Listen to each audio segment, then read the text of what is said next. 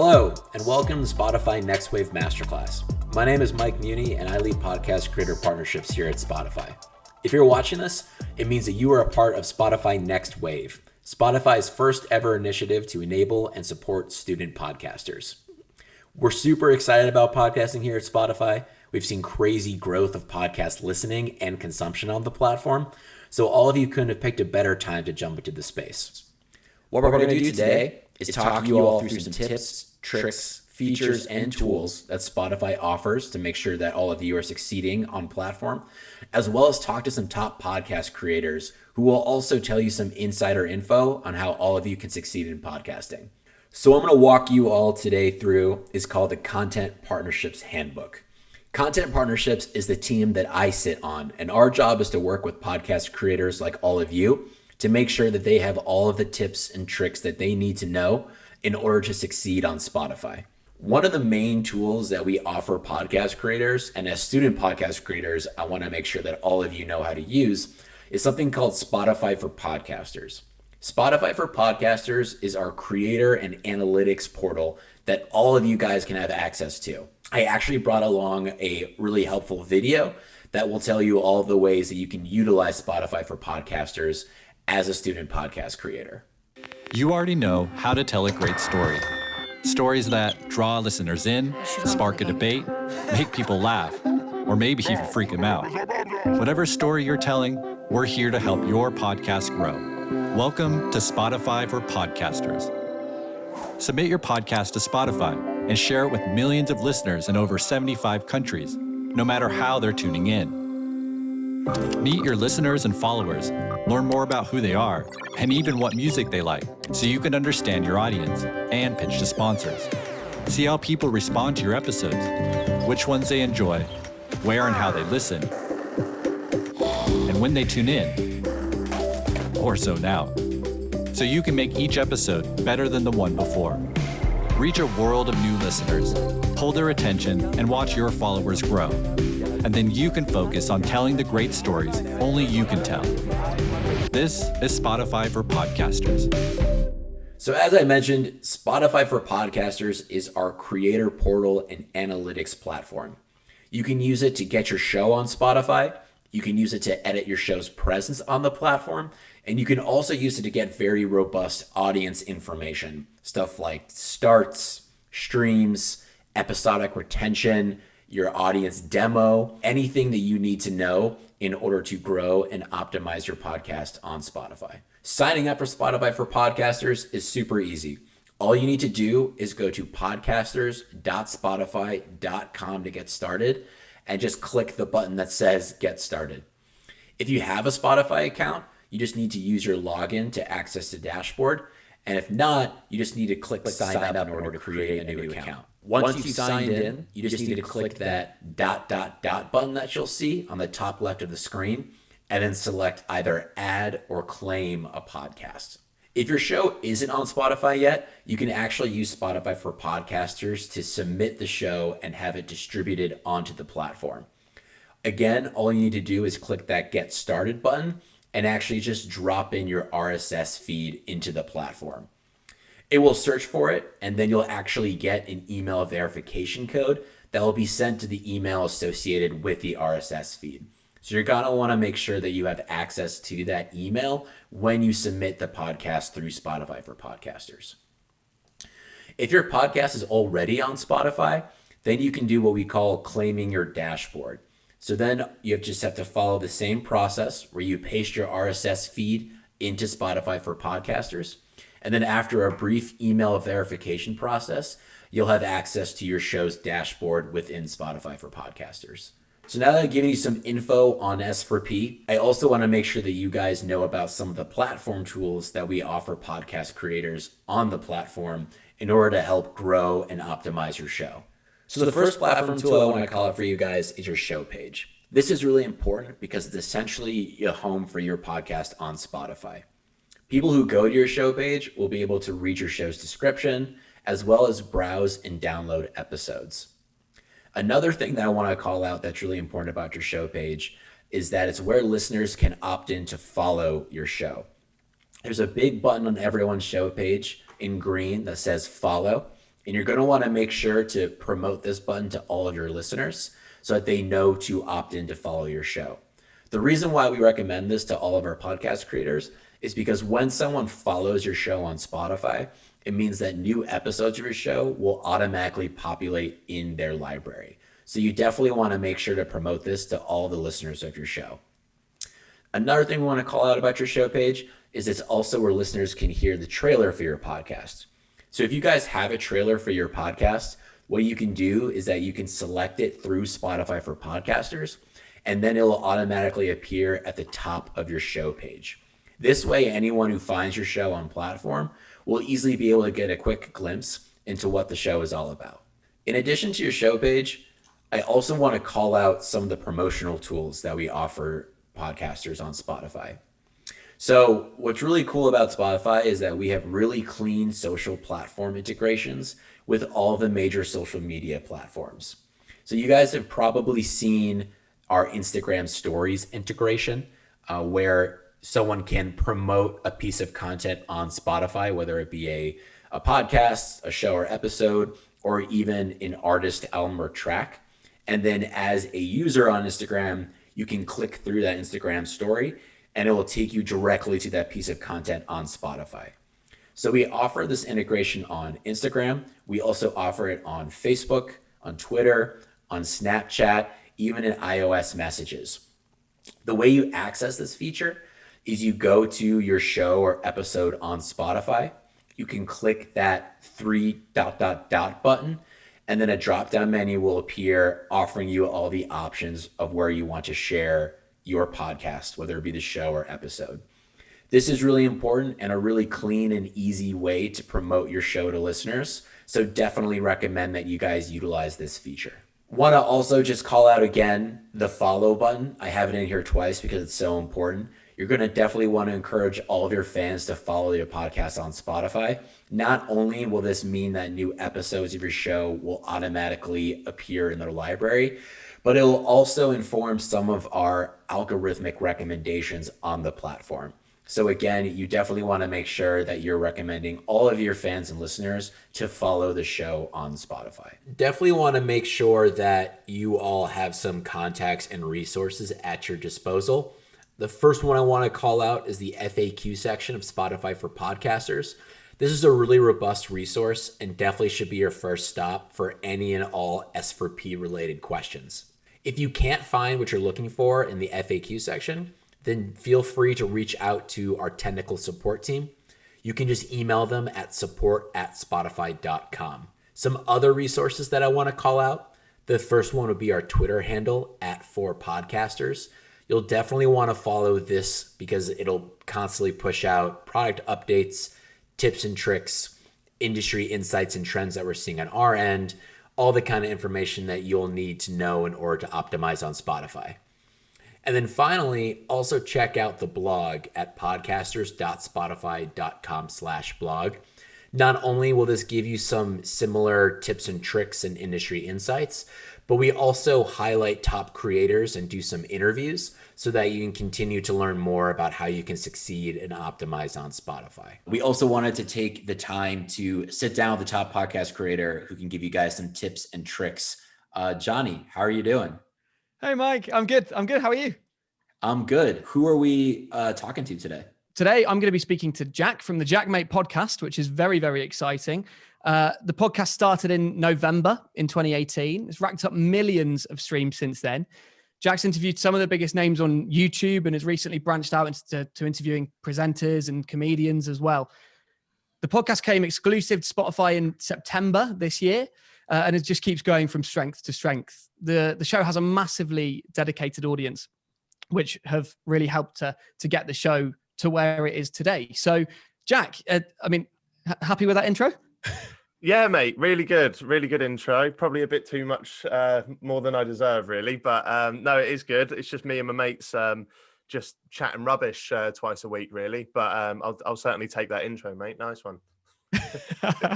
Let's go back to the very beginning to begin with. When you had the idea to start a podcast, what was it that was driving that? What made you really want to start this? Oh God, I don't really know. I always felt that my content in particular was very scripted, and I always think personally, I work better when it's sort of off the cuff, kind of like. You know how like, especially I can only speak from the perspective of a British lad, but like British lads particularly, like when they're in the pub, they all think they're the funniest person on the planet. The truth is that we're probably not. So I just thought, like most, sorry, like most people my age think, oh, we should make this into a podcast. And now I think starting, especially when I did in 2018, was a very, very good time to start. I mean, there's always a good time to start, but it certainly was back then as well. And then it just went from there. Yeah. So to be honest, Johnny, it's your first question, and I've already forgot what it was, mate. So good start. Good start. You can tell I edit my podcast, can't you? Well, we all again, like, but that's something that like we all have to do and we all have to learn, right? Like we sit down in front of a microphone, we go for it, Yeah. and we suddenly realize, wow, like the power of editing here is key, right? Like it was that skill that you had to get down quite quickly. Oh, mate, like, oh, Jesus, anyone who's seen my content will know that I'm quite, I don't want to say risky, but like, my main channel stuff's not too, like on YouTube, is not too family friendly. So having a team around me now to like sort of cut out any bits that perhaps shouldn't make it in, that's been a godsend, to be fair, because, yeah, I used to do live radio back in the day, and some of the things that would just come off you, like off the top of your head without thinking about it, like it's definitely good to plan what you're going to say and then get someone to edit it before it goes out, for sure. I mean, yes, it's definitely a lot less dangerous. I think Yeah. there is that thing where you suddenly realize like the power of prep. I think like that's definitely something which like the minute you get into podcasting, you're like, wow, I can really talk, but I can talk in a million different directions if I don't have that prep. Let's say for that first episode that you did, that first podcast episode, what does your prep look like for that? I'll tell you, to be honest, mate, my prep was terrible back then. That's been a massive learning curve for me, really. Like just the more and more professional that it's got over the years would be, and probably that's a reason why we've grown, is because of the prep. I used to literally just, back in the day when we first started the Happy Hour podcast, I was sat with my friend Stevie and another YouTuber called I'm Alex, who I'm sure a lot of people out there might have heard of. And we wouldn't do any prep. We'd just turn up and talk, and there's no direction, there's no why, really, there's no reason. So over the years the prep's gone up and up and up, and I feel like that makes for a more kind of concise product, really. So I would definitely encourage anybody out there who's thinking of starting a podcast. As I said, we may all think we're the funniest people in the pub, and we may all think, or if you're not old enough to drink yet, you may think you're the funniest person in your school, in your playground, whatever it may be, at college.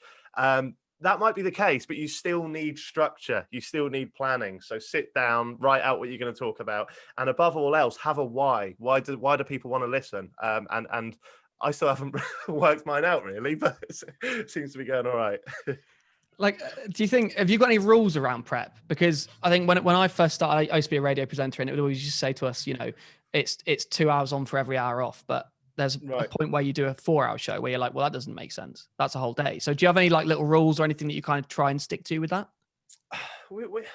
This sounds, I'm not sure if this is an excuse for laziness, but when I'm interviewing a guest particularly, I like to find the bullet points about their life and the stuff that we're going to talk about, and maybe any kind of like news articles, anything in the press. But I don't like to do a deep dive on it. For example, like if we have somebody on who's done a documentary, I'll skip through it. I won't watch every single bit, because then ultimately, the reason I love doing a podcast is to get them to share their stories, but also because I love hearing them. So I should, of course, it's for the audience as well, but it's just as much for me as it is for them. So if I already know every single detail about that guest before they come into the room, I find it hard to fake the excitement there in the room. So so I think it's not, when it comes to prep, do as much as you feel confident going into it with. So I will have, for example, say we have KSI on, for example. I will have 30 base questions that kind of take the conversation where it needs to go. There needs to be a beginning, middle, and an end. There needs to be a narrative going throughout. But really, the best questions I often find will just come in the moment when you're chatting to somebody. You never know what the guest is going to say. So it's a bit of a hard one to answer, Johnny, really. Like, you do, of course, need to do prep, but I wouldn't go too far. I wouldn't know every single detail about everything. Otherwise, what's left to discover? Yeah, it's a bit like going on a date, isn't it? If you know everything before, you don't want to sit there and just stare at each other. No, and you'll look creepy. Really creepy.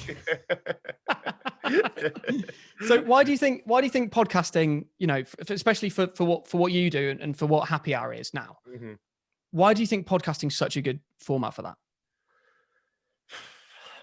Tried to work this one out over the years. I know why it's good for me as a host, just because I've been able to develop my skills speaking to people. I used to, my main channel content, I used to judge people quite a lot. That used to be my thing. Used to be like a comedy commentary channel, and I used to judge and critique content quite a lot. But then I've learned that since doing the podcast and meeting these guests, there's often a lot behind the people that we see online. So that's why I enjoy it. But I think when it comes to an audience, I mean, you'll probably know more than I do about demographics and stuff, Johnny, but I think the reason why podcasts are kind of going from strength to strength is the longer form content. As people, we've had that, I feel like we've had that burst online that's like, and we still do have it, but like the burst of like short attention spans, like you've got like TikToks and Vines back in the day of like 5 seconds here, 6 seconds here, and we consume that all the time. I think we've probably,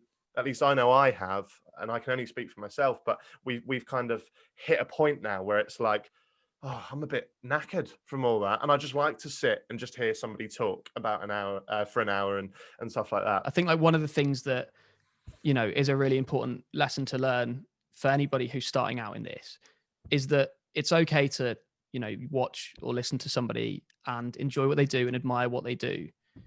You can sort of steal bits from them, things they do really well, and take them, but you can't copy them, can you? No. Not for, you need your own style. I mean, I've been there before. Like, this is, I think, to get your own style, you will inevitably copy the things you like. There's a phrase, isn't there? What is it? Something is the what was it? Something is the biggest form of flattery. Imitation, I think it is. Imitation. Oh is yeah. I don't know, the people watching this, they might be at the start of their career. They might be wanting to create a product, create a podcast, whatever it may be.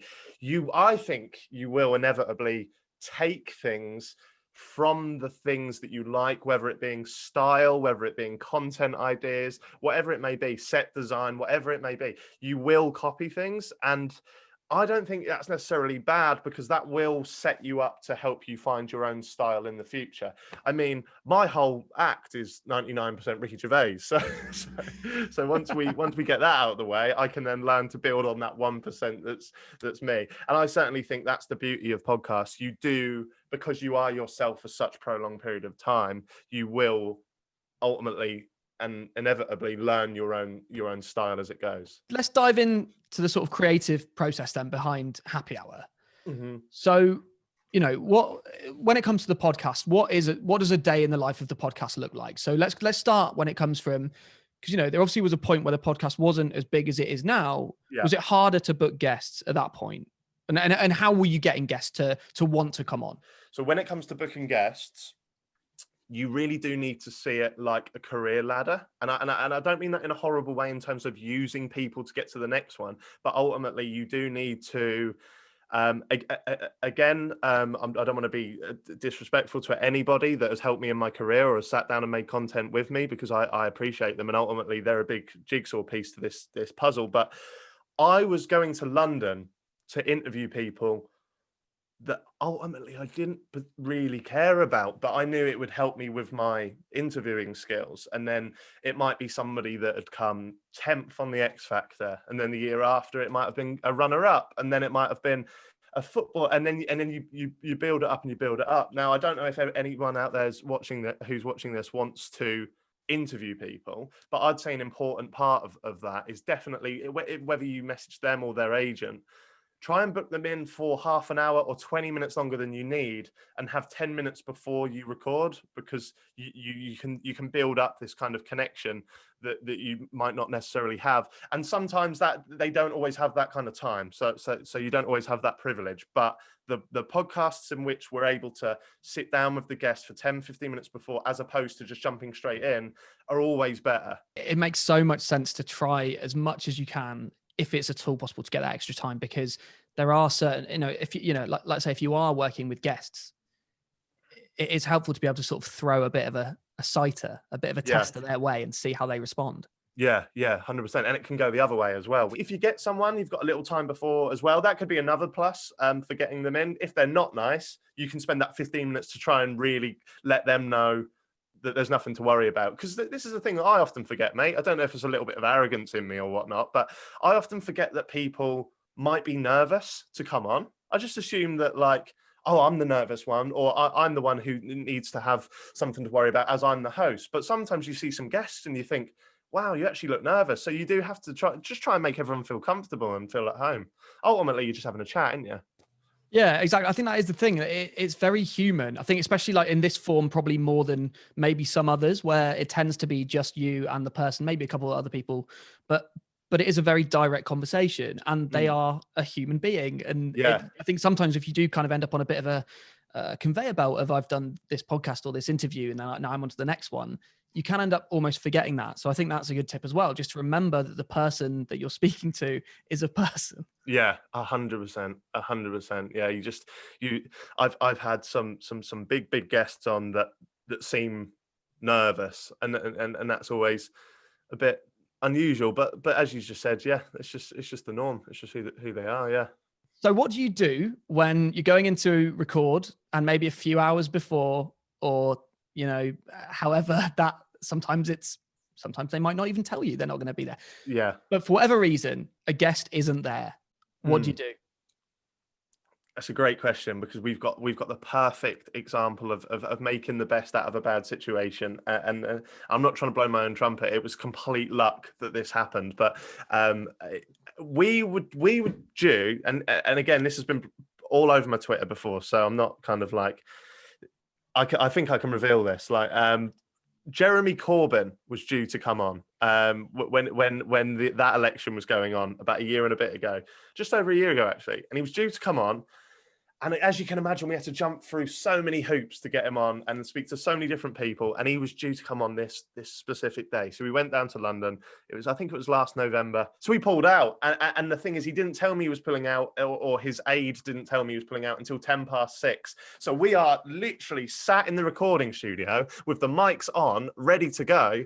And then I get a text from his aide saying that he can't do it. So we're like, we need to get an episode out. So we just spoke about meal deals for about an hour, and we were like, because literally my co-host at the time, Jordan, was eating a meal deal, and I was like, what kind of meal deal is that? We started talking, and this is the beautiful thing about podcasts, that they can be complete rubbish, but if you have a laugh doing it, the chances are it's not as rubbish as you think, because people listening in will feel like they're in the room. So we spoke about meal deals for an hour, and that's now become like a bit of a cult staple within our show, like a staple piece of our show. Like we now ask every single guest we get on what meal deal they like. That's our opening question to every single show. So that's just a complete fluke, but I guess a way in which we made the best out of a bad situation when guests drop out.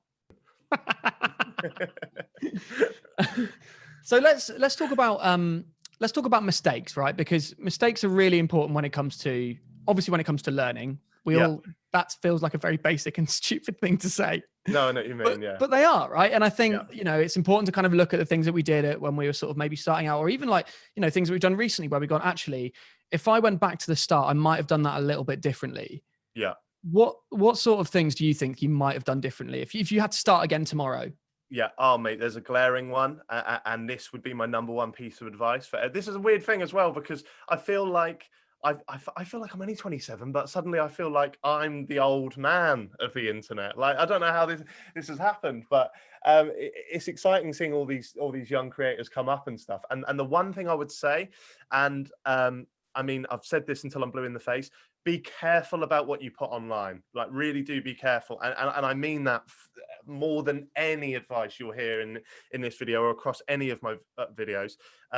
Be careful what you put online. I made a few mistakes when I was back in the day, again, I'm not trying to cover it up. I deeply regret some of the stuff I put online, but like, especially with your social media profiles, and I'm talking to anyone out there that might want to become a creator. You might not be a creator or an influencer now or a podcaster now, but the chances are you'll have the same social profiles. And remember that, especially 8-9 years on, especially with my stuff, things can be taken out of context. So a couple of years ago, I had to make a video and apologize for old tweets that I put out and jokes that weren't necessarily funny. And I think if you speak about it right and you apologize in the right way, then people will ultimately realize that you were a kid making mistakes. And as much as I don't think people should be vilified for stuff they posted 8-9 years ago, and I am a defender of that, especially being somebody that has made those mistakes, I think you should also address that they are mistakes, and take it from me now. Don't do the same thing. Think about everything that you put online. Of course, we're all growing and we're all learning at the same time. And I will ultimately tweet something again in the future that I then go on to regret, because we all learn and we all get different opinions. If you do make mistakes, and I am certainly flawed like everyone else, especially being a creator that calls out other YouTubers on their mistakes, when I make the smallest mistake, it is elevated, and rightly so. I'm not perfect in any way, but when you do make a mistake, own up to it, address it, and talk about it as best you can. And the people out there that care about you and care about what you make, they'll stand by you as long as you don't double down. Like, if you seriously think you have made a mistake, that's fine. People do that all the time. Just address it, talk about it, put it in a podcast if you want. That's why podcasts are good as well. You've got an hour or however long they may be, open forum to chat about what you want. So podcasts are a bit of a savior in that respect as well. Yeah, I mean, there's definitely room for that sort of more, there's room for more thought in a podcast, I think. Yeah. And that is probably why it's one of the best forms of communication that we've got. Yeah, 100%, especially in these times, mate. I also want to talk about in terms of sort of podcast content. Yeah. Was there anything that you tried, or maybe even things that you piloted or just thought, we'll give this a go? And either you sort of ran with it for a bit and then realized it wasn't quite what you wanted to do, or just thought, you know what, like, this doesn't really work for me for whatever reason? So much, mate. So much. I have done so much and failed. It's unbelievable. And one of my YouTube subscribers, obviously we post exclusively to Spotify, but we post little highlight clips up on the YouTube channel. And one of the comments over there was such a lovely, touching comment. I don't think the person realized, because I when I announced the Spotify deal, which is ultimately my proudest moment, the fact that I could take this small little thing with my friends and then become a Spotify exclusive, what a dream. In my announcement video, I mentioned about how finally something I'd done hadn't failed, and finally it had become what I wanted it to be. And I spoke about all the series. I'd had a series called Clickbait. I had a JaackMaate podcast before, JaackMate's Happy Hour podcast. I had Jack's Chat. I had all of these things, and I counted them as failures. And somebody, and I think quite rightly, said, like, no, they're not failures, mate, because they've helped me with my skills, and they've molded me to this direction to ultimately have what I want today. So if you are starting something or you've stopped something, as long as you don't stop, so as long as you don't do one series of something and then just go, well, that failed, I'm going to stop. If you then move on to something else, even though it may be completely different, in terms of the content or whatnot, you're still learning along the way. You're still learning, and everything is kind of just like, see it more of as a green tick and move it on than a big red X. I wouldn't be where I am now, and I wouldn't have such a great show, if I can say that about my own show, if it wasn't for all of these series before that I considered to be failures until I read that one comment. Yeah, I mean, it is a great show. You're allowed to say it's a great show because it is a great show. That's absolutely fine. And I think the other part of that is that, like, you're right. It's all these ideas that kind of, like you say, you view them as failures, but they're not really failures. They're all things to learn from. The other side of that is I think a lot of people look at podcasts as these overnight successes, and they're not, are they? They're a lot of work. Yeah, 100%. Yeah, mate. Like I've been doing it for so many years. So before I get to podcasts, I'll just give you a bit backstory. As I mentioned, I've done this for done YouTube and the online content and podcasts for 12 years. And the first 7, I didn't earn a penny. Not 1 penny of ad revenue. For the first 4 or 5, I didn't know you could make money from doing online content. I guess, but even perhaps then you probably couldn't as much as you can today, for sure. But so I kept doing it for the love of doing it. And like back last year when we could still go out and have a life, I'd be in like nightclubs, and people would come up to me and they'd say like, "Oh, Jack, like, I just want to do this YouTube channel. I want to do this podcast. I want to do that." And I'd be like, "Mate, everyone says that. Just do it." Because if I kept saying that 12 years ago, I'd still be sat here today. I wouldn't be sat speaking to you for one, but I wouldn't be sat here going, "Oh, I wouldn't be sat doing the product." I'd actually just be going, "I want to do it. I want to do it." And you don't get anywhere for saying, "I want to do it." It sounds like the biggest cliche ever, and I'm going to hate myself for saying it, but just don't give up. Just keep doing it. Just keep doing it. And this is the last thing, mate, as well. When you start, you probably will be a bit shit. Like I mean, I'm still a bit shit now. So like you, but I'm less shit than I was. So just bear in mind, if you make something today and then you keep doing it and you look back at that thing in a year's time that you made a year ago, if you don't find it cringy or you don't find it like good, like, if you do find it cringy, then that's a good thing because it shows progression. I'll look back at podcasts I did 3 months ago and go, "Oh, why did I say that? Oh, that's a bit naff."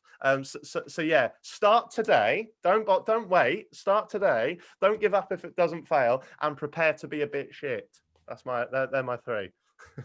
Yeah, I mean, I think like, well, you're right in that whenever you do something new, whether it's podcasting, whether it's riding a bike, you don't just get on a bike and disappear into the distance. Like, no one's very good when they start. Yeah, I mean, he did. Yeah. No, I think that's exactly it. Like, it's you have to accept that there's going to be learning, and learning takes a bit. Things get knocked down a bit, things get rejected. Pitches, good ideas that you have, other people might not think are good ideas. But I think, like you say, it's about just starting, because if you don't start and you actually have got a really good idea, someone else will do your idea first. Yeah. 100%, mate. A lot of the questions that I get asked around people who've maybe just started their podcast is, how do I monetize this? How do I make money? What would you say to those people who are maybe focusing on the monetization part of what they're trying to do rather than the content? Don't, because you will fail if you start with the prime focus being financial gain. It's a long road to get there, and I can tell you now, that 7 years is so poignant, and I tell it all the time, that 7 years of not making any money. Because if I'd have started with the sole intention to make money, do you think I'd have carried on for 7 years? We wouldn't do a job. We as much as we love it, we wouldn't do a job for 7 years if we weren't getting paid. So I never saw it as a job, and over time, because I put so much love and enthusiasm into it for so long consistently, it then set up to become a job. Yes, there's an element of luck in there. There's an element of luck in anything. PewDiePie and all these top creators that we see all over the place online. There's an element of luck in everything. But I think behind that luck, there's somebody that loves what they're doing, and somebody that is willing to. If you're willing to do it for free, then I think that's proof enough that you love it, and that's all you need. And if the money comes, brilliant. If you're doing it solely to make money, not sure it's going to work. So, Jack, obviously in the podcast there is speech. Obviously, there's a lot of that. But what about all the bits in a podcast that aren't necessarily speech, or the interview, the sort of music, the way that you kind of use those things to kind of help to tell the story and to kind of put that episode together? How do you use those best? We have a lovely editor called Katie who does all of that. So and obviously we can't all have a Katie. Otherwise, how good would everyone's podcast be? Which would mean ours would go down a pecking order. But so we're keeping Katie. But to answer your question, like obviously first and foremost, I'm a YouTuber, so I've always used sound and music and beds in the same way as which Katie now does on the podcast, to really elevate humor. So whether that may be building a kind of crescendo to a joke, cutting the music just before you reveal something. I mean, look at meme culture now. Like we use music and sound effects all the time to elevate the joke to the next level.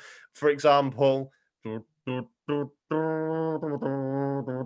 like as soon as somebody says something stupid, freeze frame, zoom in, play that. So sound effects, more so now on podcasts than ever before on YouTube, because it is just audio based, are so important, and creative as well. It's fun. If you enjoy doing a podcast, then I think you must already be a kind of creative person, and I think adding those elements are another fun part of the process. You pour your heart and soul into it, and then you've got the next job to do, which is promoting the podcast. Now, what have you done, or what things have you found that really work or maybe don't work that have allowed you to really promote this podcast?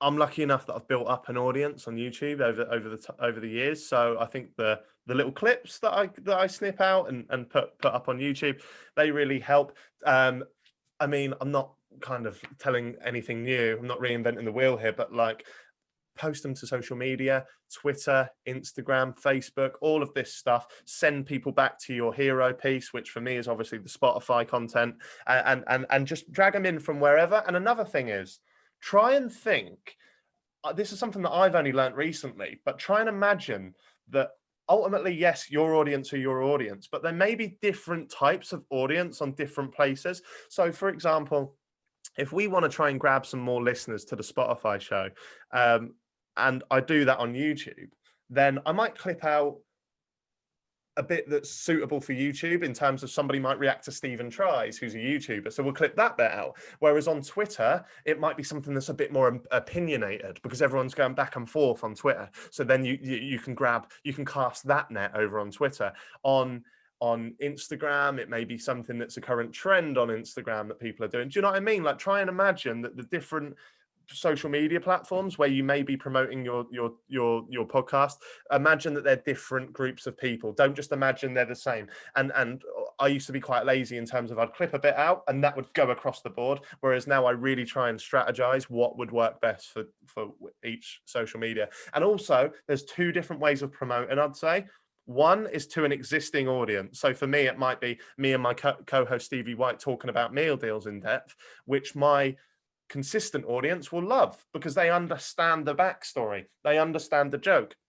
But Sharon, 45, from Leeds, she's not going to get it. She's not going to know who Stevie White is. She's not going to know why a meal deal's funny. Like, some would argue they're not funny, but Sharon's in particular, she might prefer Liam Payne, for example, talking about his new Christmas single. So we'll put that bit on Facebook, where Sharon may be. Who knows? So different audience, different people, and imagine that you've got two different types of audience, the ones that don't know you yet and the ones that already know you.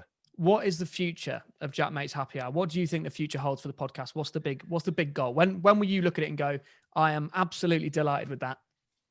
I already am. I already am. Like I said to you earlier on in the show, signing to Spotify was a huge goal. Joe Rogan has always been, for any podcaster, I think Joe Rogan is an inspiration and somebody that, not always his views, but him as a host, I think he's brilliant. I love his show, love what he's all about, and I know that he's signed to Spotify as well. So I feel like I'm on the right. I'm kind of there, like, and because also, like I said, Johnny, that I get up and go to the podcast on a Thursday and I love it and it's my favorite day. As long as I can keep doing that, and as long as I can keep having this love for it, I'm where I need to be. Of course, I need to always think about improving the podcast and taking it to the next level, but I'm pretty happy right now, and I'd be lying if I said, oh, I need to get there next. Like, more people with more stories willing to come on my show. Happy days. What are the 2 to 3 takeaways that, if people only take these things away from this conversation that we've had, what should they take away? I think the three main takeaways would be have fun. You need to have fun. If you don't have fun, much like me with my main channel, you get less done. You wake up and you see it as a job. And the brilliant thing about podcasts and about YouTube and about all this online media is if you do it right, it doesn't have to feel like a job. I'm so lucky and so blessed. I wake up every day and I'm like, when on my days when I come to London to record these pods, that's my favorite day of the week. And I remember when I worked at a pizza chain, I didn't enjoy doing it. So that was my worst days of the week. So have fun. And there's a famous quote, okay, and it's very, very cheesy, but it says, get a job you love and you'll never have to work a day again in your life. Now, if you can put enough love into your content for so long and you end up making a bit back, then there you go, you're winning. The second thing that I think has got me to where I am today, above perhaps other people that have done similar things, is be true. Always be true. And I'm not saying overshare. I'm somebody that does overshare because there's nothing that I really need to hold back, even down to my biggest mistakes. I will broadcast them. Be true all the way through. Have that consistent honesty.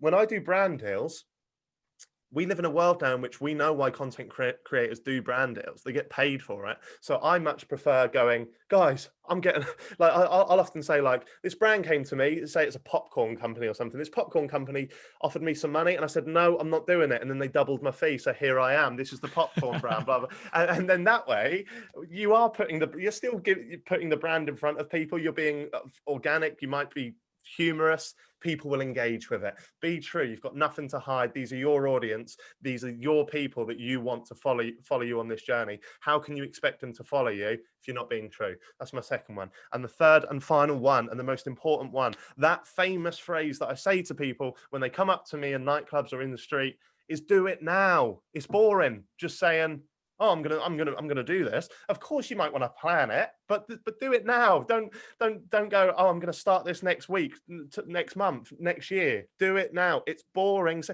think about how many hundreds of thousands of people in the country are saying, I want to do this. Now, of course, you might be limited by funds and equipment and stuff like that, and you might need a kickstart. So you might need to work a job in order to get there. But what I'm saying is, to do a podcast, you just need a mic and an internet connection. Now, if you can get that, if you can record it on your phone, most phones have mics. You don't, and good quality mics as well. You don't need the best equipment in the world. You don't. Do it now if you can. Why wait?